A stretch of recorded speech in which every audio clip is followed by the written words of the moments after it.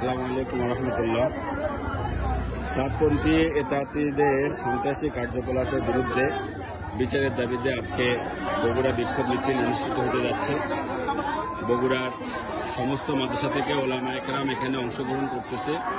এরই ধারাবাহিকতায় আমরা জামিয়া রহমানিয়া মাদারীনগর মাদ্রাসা থেকে আমাদের ছাত্র এবং ওস্তাদদের সমন্বয়ে একটা র্যালি নিয়ে সাতমাথা অভিমুখে আমরা এখন রওনা করছি।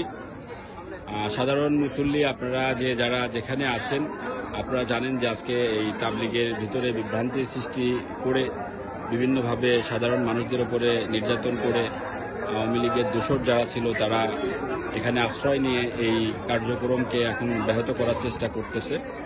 তো এটার প্রতিবাদে আজকে সাতমাথায় আমাদের এই বিক্ষোভ মিছিল হতে যাচ্ছে। যে যেখানে আছেন আজকে 24 ডিসেম্বর জোহরের পর থেকে সাতমাথায় অবস্থান করার জন্য সবাই